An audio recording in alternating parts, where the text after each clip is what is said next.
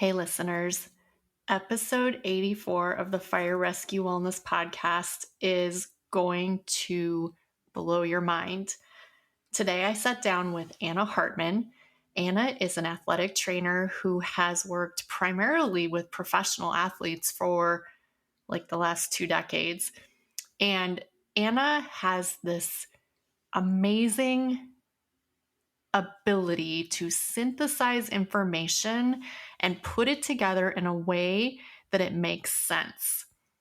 I met Anna around a year ago, and she has been an incredible influence on the way I think, the way I program, and the way I approach injuries and pain. So without further ado, I'm going to get to the episode with Anna Hartman. Please, if you enjoy the episode, give it a rating, give us a review, and most definitely share this episode with someone you think could benefit. Have a great day. Thank you for joining me on the Fire Rescue Wellness Podcast. I'm your host, AZ. I find the research and resources and then provide the fire service with the so what, now what, to ensure the health and well-being of every member of our profession.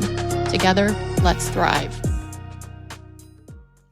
Hello, Fire Rescue Wellness Podcast listeners. I am your host, AZ, and I am here today with an extraordinary guest, Anna Hartman. Say hello to my audience. Hello, I'm happy to be here. I'm thrilled to have Anna here, and it's going to make a lot more sense the more you listen. But I recently, in fact, just this week, finished up taking a course from Anna. And if you've been around the Fire Rescue Wellness Podcast for long, you know I tend to put myself in places I don't really belong. And this may have been yet another example, but I learned so much. It was so incredible. And I can't wait for you to meet Anna. So we're going to start with, I call them the hot light bulb questions. Are you ready? Oh, I'm ready or not. Here I am, right? Girl, you were born ready. You were born for this. Okay, first question. Pretty easy. Who is Anna Hartman? Ooh, I am a athletic trainer and Californian, and I am a lifelong learner. And, you know, I'm just here to help people and to share my knowledge. And I realized a while ago that I'm really good at assimilating information and blending a bunch of things together to make sense. And so I'm trying to lean into that superpower and teach people what I know. And I'm telling you right now, that is a superpower. So keep leaning in, keep leaning in. Anna, what sets your soul on fire? Ooh. I mean, yeah, helping people. But like, and that's kind of like, of course we're all here because we like helping people more than likely. But what I really love is, to help people feel how amazing their body is and like how capable it is of doing things, including healing itself and like finding the health, coming into ease with life, as opposed to like being in disease. And so there's a quote, I forget who the quote. Oh, it's an A.T. Still quote. So A.T. Still is the founder of osteopathic medicine. And one of his quotes was, anyone can find the disease. It's the job of the practitioner to find the health. And so that is really what just lights me up. And like when I see my athletes like feel better in their body, and also when I see them being able to take care of their body without me, and see the bigger connections through, how movement and injury, how it relates to just their general health and like outlook on life. I love seeing that like aha moment with people.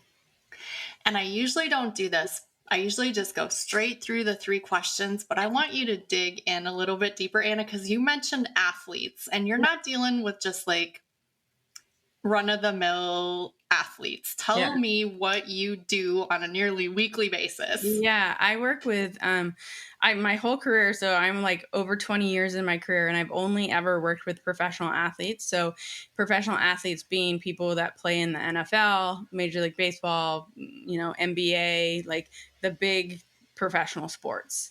And I think part of the reason why I love working with them is two reasons. One, their nervous systems respond really well. Like that's what makes them great, is their nervous systems are like so exceptional at just like withstanding a lot of capacity. It's very actually similar to the tactical world, like military world, of people who are like Navy SEALs or Green Berets, or like the tip of the sword sort of people, Delta Force, those guys. It's just like a different level of nervous system, of focus. And I love working with them because things change so fast, and you get to see it. Like you get to see just how amazing the body is in like real time.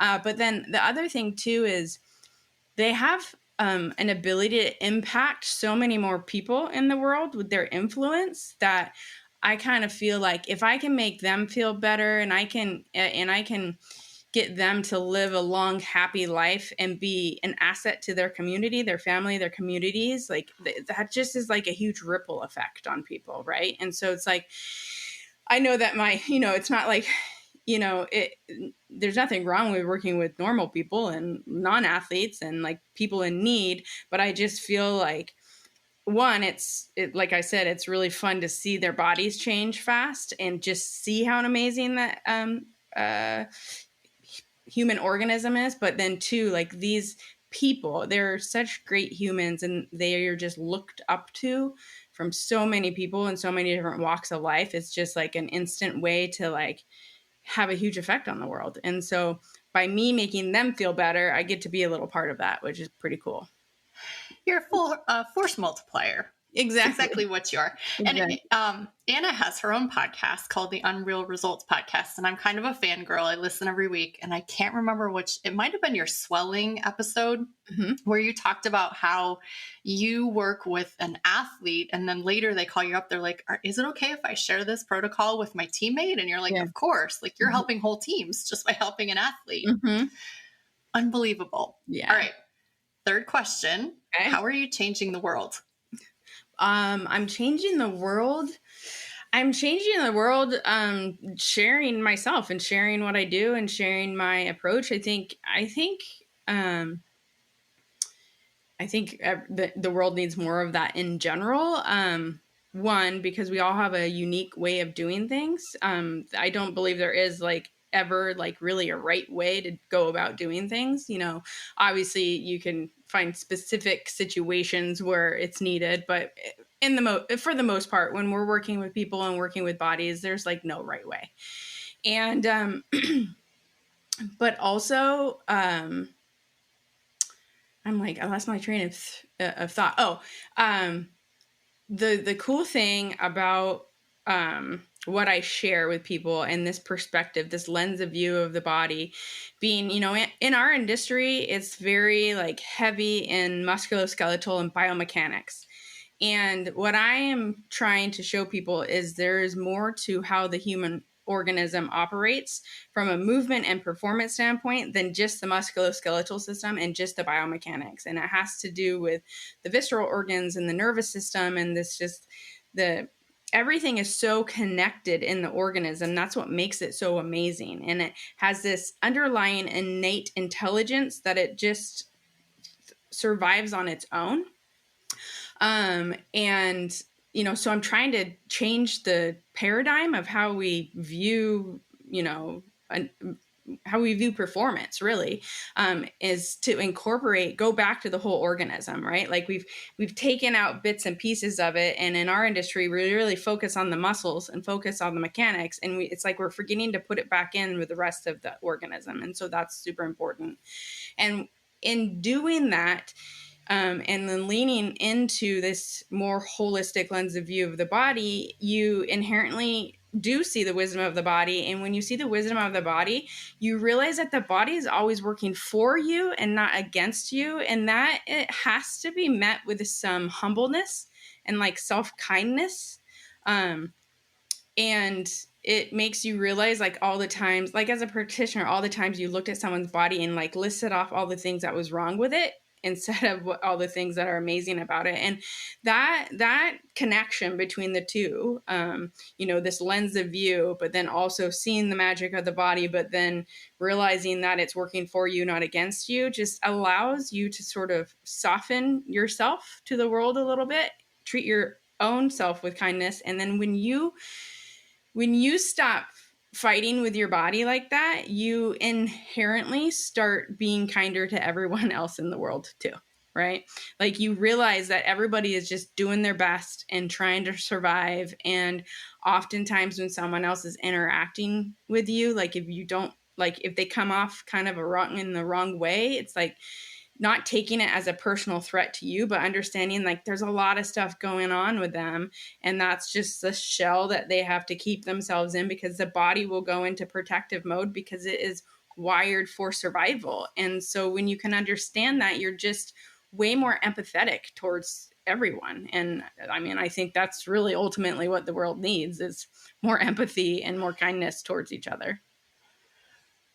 100%. 100% agree. And Anna, I guess I should say I've been in Anna's ecosystem. I almost said Anna's been in my ecosystem, but that's definitely not true. I've been in Anna's ecosystem for maybe around a year, maybe longer. I found her through the Movement Maestro, of course, the great connector. And then, of course, my Lex, who is my personal assistant, Wonder Woman. But that's how I found Anna. But the reason I was so intrigued by what she had to say is that I have literally been chasing pain around my body for the entire time I've been in the fire service. And I know intuitively, that absent a traumatic injury, if I wake up with a sore knee, it's not tissue damage to my knee necessarily. I know that intuitively, but I also think that most of the fire service doesn't really understand that. When my coworkers go to bed feeling great and they wake up with a sore neck, a crick in their neck, they assume there's something wrong with their neck. And so this is why Anna's approach to this whole topic is so amazing. So Anna, I want to kind of give us a little bit on the backstory. If you feel comfortable talking about your mom, can you give us the backstory of how did you get here being this practitioner that treats in this way? Yeah. So in this way you speak of is a blend of osteopathic medicine techniques, which I learned through a education company called the Barral Institute. So Barral is the last name of a osteopath and physical therapist in Europe, in France specifically. His name's Jean-Pierre Barral, and he's the founder of the Barral Institute. It's his life's work looking at visceral manipulation. So visceral manipulation and neural manipulation, those are not like new to him. He didn't invent it. That's like a very osteopathic thing. But his way of assessing it and treating it is very specific to him. And so I've been studying with them for the last 10 years. And the reason I started to was a kind of a combination of things. A colleague of mine had gone through their education, and she just was like, "Oh, you have to learn it." She knew that we loved learning, new stuff all the time where I was working at the time, and she was like, she used the example of like someone's psoas, like tight hip flexor. And, we were obsessed of like releasing all the tight hip flexors in the world for all of our athletes with back pain and like glute issues and stuff like that. And so she was like, but look, like if you treat the organs that lie on top of the psoas with like this technique, like look how easily the psoas tension changes and function changes. And I remember learning it and being like, okay, well, the technique you showed me doesn't seem that much different than from what we're doing. And we already get good results. I was in that age where you feel like you know everything. You know, I was like mid 20s, probably mid to late 20s. And so, but it was in the back of my mind, it was like, oh, that's interesting how the viscera could affect the musculoskeletal system. You know, fast forward a few years and my mom gets diagnosed with lung cancer. And when she got diagnosed, when she had the biopsy, the area that they did the biopsy was the spot on her upper back where she complained of pain probably since I was like in the early days of high school. So like in the early 90s. And it was like this big light bulb went off in my head and it was like, wait a second, that's like exactly where she would point to that she had pain forever. And so then as I started learning, I'm the type of person when there is something like I'm not familiar with, and especially in an instant, like learning about a disease like that, I'm like, the way I cope is I learn as much as I can about it. And so it's a form of trying to control things. Right. And so when she was diagnosed, I had that light bulb moment, but then I went down this rabbit hole of learning everything I could about lung cancer and it just diagnosis, treatment, like all the things.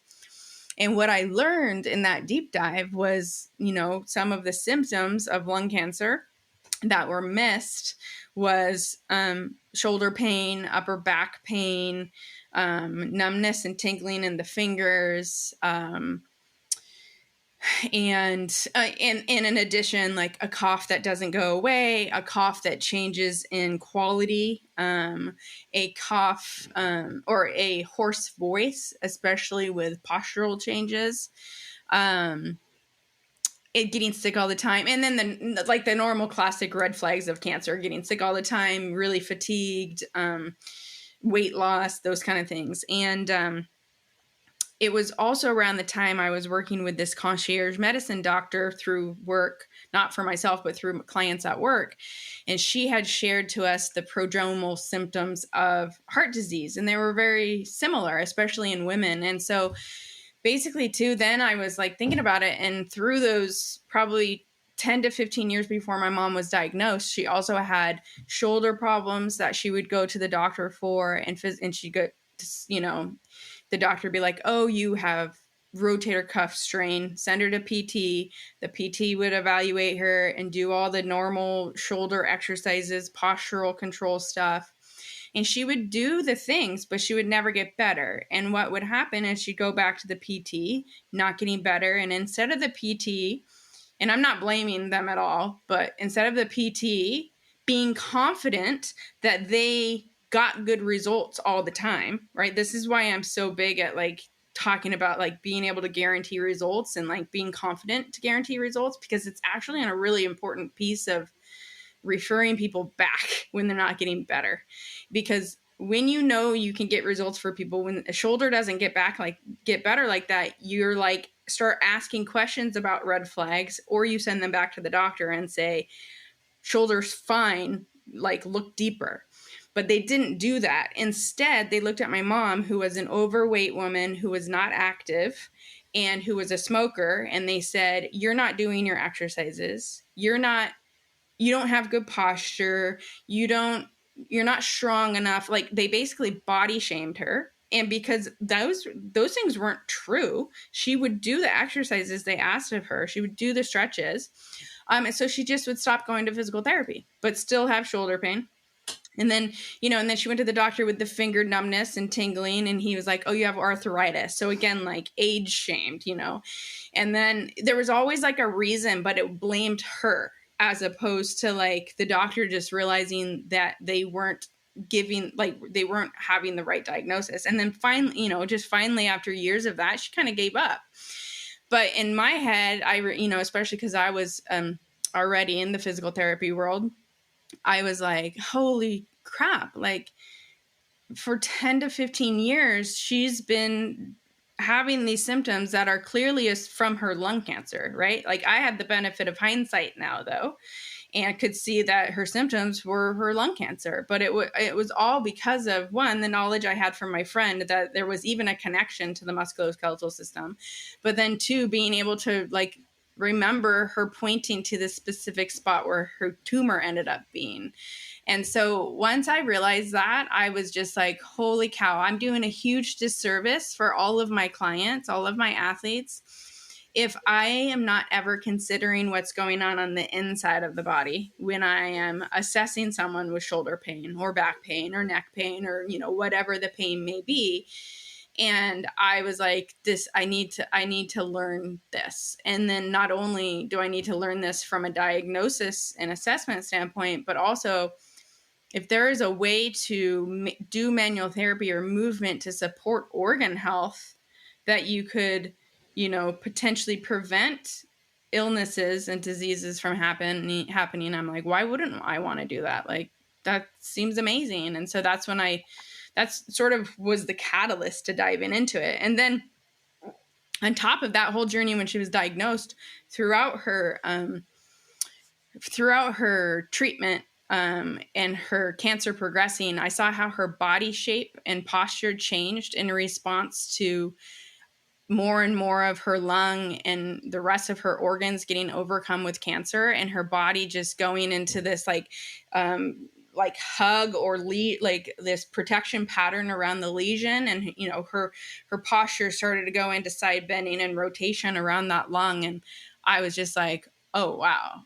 People's bad posture is sometimes nothing to do with how strong they are or, you know, how tight they are. This is something going on deeper. And so that, again, was another like thing pointing me in the direction of like, I have so much more to learn. Yeah. I'm blown away. Every time I hear that story, I'm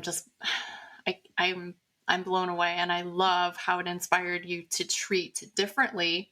And I want to keep kind of on that path because you have a course called Never Treat the Shoulder First. Yes. Which many of our firefighters have shoulder discomfort / injury / whatever you want to call it. But let's talk about your philosophy. Like, give us the mini version of that course. Like, what is your thought process? Well, the shoulder is unique in that it is never really only a shoulder issue. Because of the nerves, like how the nerves relate to the visceral organs, you know, so like we've got a lot of nerves going to like all of our musculoskeletal, our muscles, our joints, our skin. There's a ton of nerves to, you know, I have one little nerve that goes here and one you know, we are very well mapped in our muscles and our joints and our brain. But when it comes to the visceral organs, there's not as many nerves to them, individual nerves to the visceral organs. And so the message gets a little murky when it's coming from an organ versus if it's coming from a musculoskeletal joint, a muscle or a joint. And so what happens and why the upper extremity, why the whole course is Never Treat the Shoulder First, is because one of the main nerves that innervates, like provides sensory information from all of the organs in the thoracic cavity, and then the upper part of the peritoneum, which is the cavity of the abdominal cavity where the abdominal organs is. One of the main nerves that provides that sensory information is the phrenic nerve. And so the phrenic nerve is a nerve that also has a motor action, and the motor action of the phrenic nerve is to the diaphragm.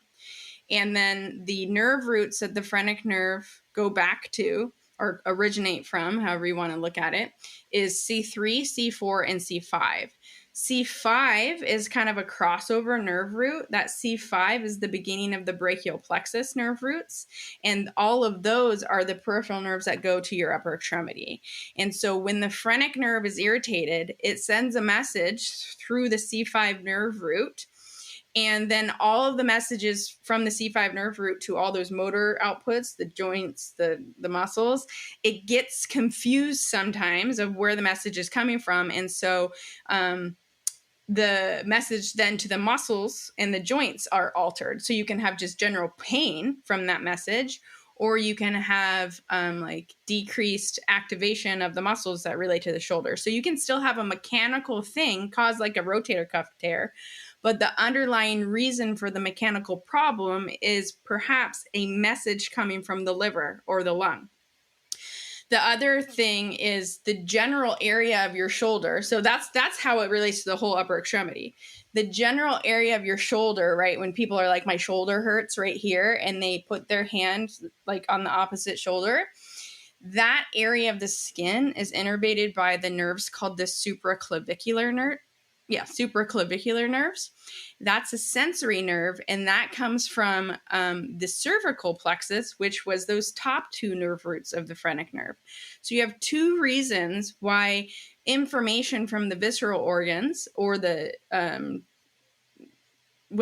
the visceral organs would relate to just general shoulder pain too, as well as the whole actual functional or like movement compensation reason for shoulder pain. Because sometimes people do have rotator cuff strains like that. You firefighters are like lifting heavy things a lot, weighed down with gear. Like obviously there is sometimes a tissue pathology going on, but the underlying driver of what made the mechanics bad to wear out that tissue could be visceral or just the pain referral itself. Sometimes, we get a certain age and our tissue has broken down, but broken down tissue doesn't always equal pain and doesn't always equal lack of function. And so being able to differentiate, is it from that tissue problem or is it from a nervous system referral pattern, is so important. And in my population, it tends to be not often the tissue itself. Like this is again going back to how amazing the body is. We're designed to put a lot of mileage on our body without breaking down. That's what makes us so amazing, is that we can, it's a perfect example. I mean, with firefighters, you're dealing with like traumatic events all the time where somebody's like broke their ankle, but still was able to run across the street, or like could like all of a sudden like lift a bunch of weight without it. And that's because our nervous system is like, when we're in threat mode, we will continue to mobilize as much as we can, right? It doesn't matter what actually is wrong with the tissue. And so why we forget that when it comes to like, oh, my shoulder hurts, we totally forget about all the role that the nervous system plays on mobility and pain is funny to me. So that's kind of the general overview. That was an excellent explanation. Yeah. And I love that you mentioned so much with the nervous system. And I want to ask you, we are, as a population, we have two things that are pretty pervasive. One is sleep deprivation, and the other one is trauma. Yeah. And so how do those two things feed into our body and create outputs on the other side? Yeah. So I think it's very well understood that with most people, that high levels of stress and lack of sleep result in disease and like poor health. No one's arguing with that. And I think if it was as simple as like decreasing your stress and sleeping more, then we wouldn't be having this podcast probably, right? Right. And it's like telling somebody that's freaking mad to calm down, right? That's the worst thing you can tell somebody to, right? And the thing that is tough when it comes to this profession, well, and anybody going through a trauma and just high stress situations where your rest and your like circadian clocks getting messed up, is that you are stuck in that drive to survive. And so there's never a stimulus to rest. And a stimulus to rest is different than sleeping. So sleeping and rest can be two different things. Yes, sleep is a form of rest, but there's other ways that we can access our rest system that would actually perhaps help us then fall asleep better. And that's probably the biggest thing. And obviously I'm not a psychologist and an expert, but when you the biggest thing, I was just actually my podcast this week is all about this, this concept of the parasympathetic nervous system. Right now in the industry, the big thing about shifting states to a rest digest state, which is what the parasympathetic nervous system controls, most commonly right now people use breathing, right? And what's also really common is like ice baths, or a combination of the ice baths and the breathing together, like the Wim Hof thing, which, you know, there's a reason why it works. But what I share is that breathing also can be an output. Sometimes you can do all the breathing exercises in the world, but if you never feel safe during the breathing exercise, you're not going to have the same effect on the parasympathetic nervous system, because the overriding important thing for your parasympathetic nervous system is to know that you are safe. And this idea of then you actually don't have to eliminate all the stress, right? You don't have to get rid of the threat. You don't have to get rid of the traumatic things that are happening, as long as you know how to access that feeling of safety, right? And so that becomes an important thing. And then there's anatomical ways that we can facilitate this safety component, and it's usually through social engagement with someone else that is well regulated, or someone that makes you feel safe, right? So the best example of this is like a child and a parent. And so that this is when the baby is born, they don't actually have this robustness of the parasympathetic nervous system yet, until they start interacting with the mom and the dad or whoever is around them to provide the stimulus for them to know they're safe. And once they start getting that, their nervous system, their heart rate actually starts to drop down. So same thing for you. It can be listening to someone talk that has a prosodic, like mom. That's why moms, the female voice is typically associated with more like safety sounds. But any sound that is soothing to you, you verbalizing, so humming, singing, long exhales, this is how the breathing exercises come in. Gargling, all of these things stimulate a specific nerve that's related to social engagement, but also one of your parasympathetic nerves. Caressing of the face, the hair, sort of like grooming activities, or like if you're like making out with someone or cuddling with someone, those parts that are getting touched, that is also very relaxing to the nervous system. Just light touch anywhere on hairy parts of the skin. Again, this is the grooming. This is called interoceptive touch, and this is not technically a parasympathetic nerve, but it goes to the part of the brain that is our limbic system, that is like where we are determining our emotions and if we're safe or if we're threatened. It's where our amygdala lives, which is our fear center of our brain. So anyways, that's sort of like my insight in that. In terms of like firefighters, obviously they're super stressed because they're not getting sleep, right? But then they're stressed because they also see so much trauma, and they put so much mileage on their body without doing things to engage this rest system.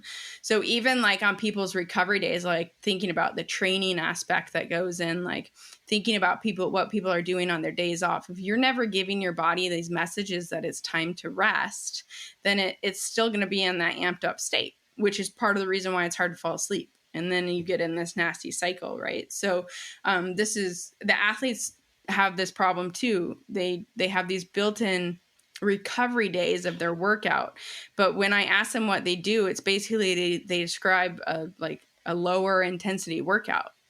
And so I had designed these regen sessions, and I would either in person take them through, or I have them recorded, and inside the regen sessions I include things like simple like hair pulling, ear massage, like tapping on the face, specific breathing exercises, or visceral massage, because the organs moving around, that stimulates the vagus nerve, which is one of our main parasympathetic nerves too. So doing certain self-massage things help. Like there's so many ways that we can give these parasympathetic messages in, but people just don't realize that you can do it. So you can have a workout and smash it in between two of these parasympathetic things.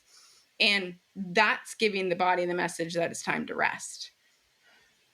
So listeners, no, that was perfect. And I just want to draw attention to one thing that you said, which was being in the presence of another well-regulated nervous system. And I think the issue is at the firehouse, there's probably not a well-regulated nervous system to be found. Right.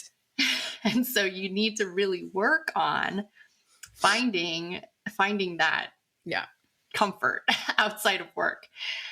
Anna, I just thought of something really important. You said the word smash, and you were just, talking about putting something in between two things. But one of the questions that comes up for me a lot in my talks is, hey, have you seen that, like, that hard plastic thing that you dig on your psoas with? Like, is that good or bad? And I'm always, of course, like, ask a better question. But after taking your course, I'm like, oh my gosh, let's not do this. Let's not do that. Let's not do that. So talk about, first of all, in case like this maybe it didn't land for you yet, when Anna's talking about the viscera, she's talking about the guts, the liver and the colon and the stomach, and the pancreas and all of the guts. Okay. So Anna, please elaborate on why we would not be wanting to dig in our abdomen with a hard plastic object. Yeah. I mean, gosh, of all people who should know that organs can be lacerated, I feel like firefighters should know that. Yes. But yeah, you can lacerate your organs. The organs that are in your abdomen are soft and not protected by much. And so when you're putting harder objects in them and pressing with a high pressure, so this goes back to physics, right? Those plastic tools usually have a small point on them, which means not a lot of surface area, which means very high pressure. It's like standing on a high heel. And high pressure with a tool or even with your hand and fingers can lacerate your organs. There's been many case studies of people doing deep visceral massage on themselves and lacerating their organs. You're going to be more prone to lacerating your organs if you're in poorer health. And if you've been exposed to chemicals that can decrease the quality of your tissues, like smoke is one of them. So like cigarette smokers are more prone to things like that, but smoke in general, like this is the big thing. This is my concern with firefighters is like, I'm not surprised that firefighters have so much pain and shoulder pain in their life because you're exposed to toxins like at a way higher rate than most people are. But anyways, the other thing is like if you have inflammation in your gut, right? So like people who have Crohn's disease or irritable bowel, when your organs are inflamed and irritated already, they're already sort of like swollen and like at risk of perforation, right? Because things start to break down when they're inflamed. And so sticking hard objects, is it going to happen to everyone? Are they going to lacerate their colon? No. But do you want to be the one person that happens to? No. No. Also no. It's life-threatening. And is there other ways to make yourself feel better and deal with a tight hip flexor? Yes. There's plenty of other ways. And so it's all about like working smarter, not harder or smarter, just working smarter. Just work smarter. Just working smarter. And that's like the one thing I tell my athletes, like, I don't care what you do for the most part, but it's a hard no on hard tools in the gut. So that is a good rule of thumb. I like that. My answer to people is always get assessed by a professional. My shoulder hurts, my knee hurts, my low back hurts. Get assessed by a professional. Okay. Firefighters are stubborn. And if they do get assessed, it's going to be in 6 to 12 months. So is there any sort of overarching self-care plan that someone could take a few minutes every day and just do a few of the things with the gorgeous ball or the other? I mean, does that work, Anna? Or is it just Talk about that a little bit. Yeah. I mean, I get, I feel like sometimes part of the hard-headedness too of not going to get assessed is because the quality of healthcare out there that is assessing us, that are the professionals, like it's kind of like the experience my mom had. And it's like, you don't even want to go because it's not going to be doing the same old rotator cuff exercises and not get better. And so it's like disheartening, right? Because I know all those guys want to feel better and are very willing to be active participants in their care. It's just the person does not have the right answers, which is part of the reason I'm trying to change things. But in the meantime, yeah, there are plenty of things you can do. One, it's also being aware of people like me. There's many of us out there that have been trained in the Barral Institute, so finding them would be helpful as opposed to a traditional practitioner, first of all, because you can't ever replace hands-on assessment and treatment. You just got to find the right people. Number one. But then from a self-care standpoint, yes, it can be as simple as doing the gorgeous ball, like self-massage breathing exercises. I'd say that the majority of everyone, not just firefighters, but I'm sure probably with firefighters, but the majority of people, because of the environment we live in, the liver is a very high, very common organ that tends to need some support. And so, yeah, sideline breathing on the gorgeous ball over the liver and movement around the thoracolumbar junction in general can be very supportive for liver health. And also the piece, like I said, is like figuring out what it feels like to be safe, like what safety feels like to you and your body, and seeking out things that make you feel that way. Right? Like, so most of I ask that question in the mentorship that I teach other professionals, like, have you ever thought about what it feels like in your body when you are safe? When you fundamentally know, like you feel you are safe. Like think of in the past when you were around someone that you felt safe with, whether it was a mom, a dad, a brother, a sister, a teacher, like whoever it was, right? Because we can't assume that everybody feels safe with their parents, because unfortunately that's not true, right? But hopefully you felt safety at some point in your life. Like look back to that and what did it feel like in your body? And then seek interventions that make you feel that way, right? For me, for whatever reason, it is going to the beach, right? It's grounding my feet. It's seeing the ocean. And then also it's, when I'm doing these breathing exercises, this feeling of being like grounded and like this width and this like almost like a weighted blanket feeling on my body. That's what it feels like to me. And so everything I'm doing, whether it's a self-massage or a movement, I'm seeking that feeling. And by just knowing that and seeking that feeling, you start to feel it. Does that make sense? Like it seems like kind of like abstract, but yet it's an important piece of it. This is the way I found it, Anna. You're going to love this. So I worked with a coworker for, probably 15 years. He was a nice enough guy, but his wife was a very strong personality. Nice-ish lady. But every time she came into the firehouse, every time she got close to me, I just felt like I wanted to rip off my skin and run away. And I never understood before. She made me feel so unsafe. Yes. And so I was able to then back it up from there. Exactly. Okay, this person makes me feel this way. I need to go far away from that. What's the opposite of that? Exactly. Find the opposite of that. Exactly.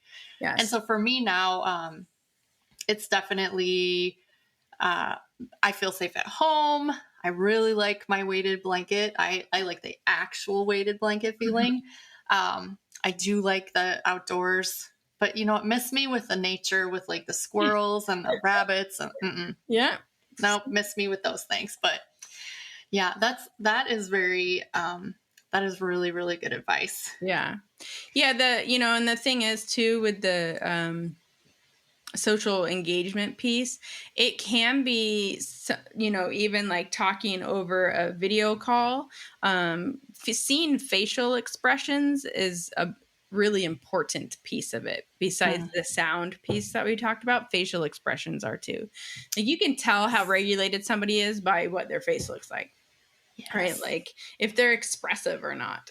And what they're expressing, I guess, too. So that's another piece of it. But yeah, it can be. It's like one of those things too. Like, it can actually be so simple to practice and to start to support your body. And it usually goes back to being more gentle with it and exploring how it feels. Like, that's part of the reason I love the Gorgeous Ball stuff, is because the Gorgeous Ball provides this medium to explore all the parts of our body that we're usually not touching and we're usually not bringing our brain's attention to. So even Andrew Huberman talks about non-sleep deep rest. And one of the non-sleep deep rest practices is yoga nidra. And one of the yoga nidra things to do is a progressive relaxation of the body. You basically go from your toes, tips of your toes, through your crown of your head and to the tips of your fingers. And you you can either just bring awareness to it, right? Spotlight your attention to those body parts and think about what you're feeling around them, or you can tense them up and then relax them progressively. And spotlighting your attention on all the parts of your body, the more sensory information we have of our body and where it is in space, the safer we will feel, because our brain has more information. And so with the Gorgeous Ball, with the self-massage stuff like that, yes, we can direct it at the organs and have the benefit of the vagus nerve, but also simply it's just making our brain have a better map of our body. And so movement like that too, like doing simple joint mobility throughout our body, and like like in a figure 8 motion or more circular motion. So we're getting all the receptors of our joint. That's why I like walking barefoot on rocks, because we're improving sensory information to our body, and more sensory information means more is an indication to the, as long as it's not painful, the body's like, oh yeah, we're safe. Look at us. We're right here in space, and we're here and we're fine. And because most of the things most of our traumas or most of our worries, most of our anxiety is about thinking of stuff in the past or thinking of stuff in the future, right? And so the more we can ground ourselves in our sensory experience in our body right now, the safer our body will feel. Tell the listeners about your arts and crafts you made, your rock mat. Oh yeah, like my arts and crafts. Yeah. Yeah. So I made a rock mat. I mean, when I first started, I would take a like bathtub mat, the ones that suction cup in the bathtub, and I took Gorilla Glue and glued rocks to it. And I would actually place it in the bathtub, because our feet are sensory organs. Like, our feet are just like our hands, and they have a ton of rich receptors in them. But unlike our hands, we put our feet in shoes and socks, and it doesn't ever get to feel anything. And so having a rock mat is like bringing the outdoors inside, which makes it a little safer, because my rocks I know aren't going to have any like cactus needles or like bugs or stuff in them, right? And I also get to pick the rocks that are most comfortable for my feet. But then they're more interesting than the flat floor. And adding this sensory experience into your feet for like a minimum 30 minutes a day, cumulative, just does wonders. From how my back, specifically when I went through back surgery, it made my back feel better in like 3 days. Like, it went from waking up with back pain every day to starting to stand on the rock mat throughout the day, and then not ever having back pain again. And so it was just magical. I got the idea from Philip Beach. He's an osteopath out of New Zealand, and he wrote the book called Muscles and Meridians. But when he talked about it and pointed out, like, I'm like, oh yeah, our feet should be feeling. When you watch a baby, when a baby's developing, like, their feet are so dorsiflexed and exploring the world, and they even hold on to their toys with their feet. Like, we've lost that over time. And that's, again, just less information to our brain of where we are in space, which means we're unsure. And we're just trying to restore that. So yeah, and the lazy man's version of that is getting a boot tray and just dumping the rocks in there and not gluing them.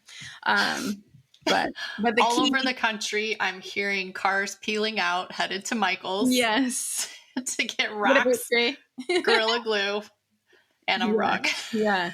Well, and it's funny because like when I would learn about it, I was like, oh yeah, I'll go make one. And I just made it. Like it just made sense how to do it. And then of course people are like, but how? So of course I have a DIY tutorial on YouTube of how to make your own rock mat. But oh, that's actually a really good segue, because I was going to start winding down and asking you about, so the typical firefighter is probably not going to enroll in the LTAP course, but you have so many other resources, your Instagram, your YouTube, your podcast. So tell us all about all of the things. I do have a lot of things. You do have a lot of things. YouTube, I've got quite a bit of videos on YouTube.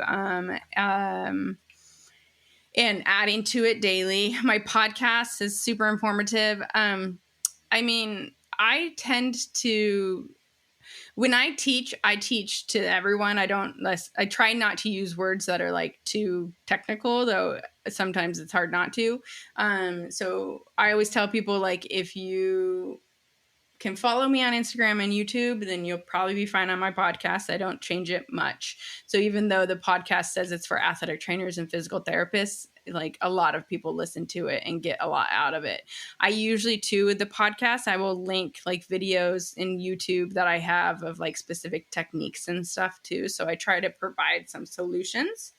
And then my website, I have got some, actually the most popular Instagram posts I turn into blog posts. So that has a lot of resources. That's where the rock mat blog post and DIY is. But then Instagram, man, there is so much great content on Instagram. I scroll through it sometimes. I'm like, oh, I forgot I did this. Like it's so good. I do try to hashtag things with the body part. So it's hashtag MovementREV and then like feet, or hashtag MovementREV, or hashtag MovementREV Visceral, or, so it's kind of searchable. But most of the time too, like if you're a nice person and not annoying and you message me, I'll probably, like, if you ask me like, hey, this is hurting, what should I do? Or where's a video of yours that I should find? I usually just link it for you. Partly too, because I've got a good memory. I know where it's at, so I can easily find it. And so you're way ahead of me. I usually can't find it. Yeah. I think one thing that we should mention, when I had my knee surgery, I actually purchased Anna's swelling reduction protocol, which that's not really aimed towards the athletic trainer, the physical therapist. That's aimed toward the end user, isn't it? I mean, I felt like it was. The protocol, well, I have 3 things related to the swelling protocol. Well, 4. I have the free download, which tells you about the protocol, shows you the key spots, and then gives you like 2 examples for free. But then it links you to the 3 paid things. The first paid thing is the online course. And the online course, I mean, it's good for everyone, but it's going to show you the anatomy. It's going to show you some interventions, both from a self-care standpoint and a manual therapy standpoint. And it's like, I think it's like 3 to 5 hour course. Yeah, something like that. But it's, I chunked it up. It's like broken up into pieces. So, you can watch a little bit at a time. But then for my athletes, I recorded 2 regen sessions specifically around swelling. So I think maybe that's what maybe it started. I can't remember. I think I bought the course. I know I have the free download. Yeah. I'm all about the downloads. So, so there's 2 regen sessions. One's 40 minutes and one 45 minutes. One's with massage balls and one's without it. The one without it is called Lymph Love, and it's basically just all these movements and different things that you can do to support the 5 key areas of the swelling protocol on your own. So that's usually what I send to people when I'm like, you just need to do this for yourself. Start here. It's basically like in the course, each one of those things is broken down by technique, whereas the regen session, it's just put together it's like going to a yoga class. Okay. And then the other one's called like decreased swelling and improved circulation. And that's same concept, but now we use massage balls on different spots. So, and Well, those I are will. cheap. Those are $19 a piece. So I know. I'm going to link your Gorgeous Ball link in the show notes, your Instagram, your website, probably the swelling reduction protocol, because that's so good. But Anna, if you just had like a parting thought for the fire service, what would you tell them? Yeah. Well, actually, now that you're saying that too, the swelling protocol, going back to when we were asking about what you could do on your own, the swelling protocol, even though I market it as a swelling protocol, it's really supporting your lymphatic and your vascular like fluid flow systemically throughout your body. And that is like you talk, from our lymph standpoint, when we talk about all these toxins that people are, exposed to, like supporting your lymph system can be very powerful in decreasing pain and improving your overall general health. So that product is actually a really great place to start. So yeah, I didn't even think about that. That's genius. And actually from even from like a bone healing standpoint, when people have fractures, like not, of course they have swelling with it usually. So I want them doing the protocol to decrease swelling, but really I want them doing the protocol to make sure that the blood flow to and from the area is maximized, because that's going to actually maximize your healing.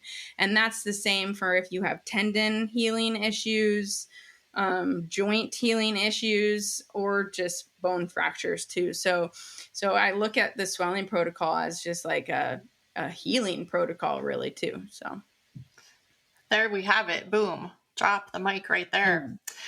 Well, we are recording this in advance, so by the time it comes out, your course will be well over. I'm missing out on the live LTAP course this weekend, but I know it's going to be awesome for everybody in attendance. So good luck with that. Thank you. And Anna, this has just been an amazing conversation. I'm so appreciative for your time. And I think with that, we can say AZ and Anna are out. Yeah. Thank you. Have a great day, listeners.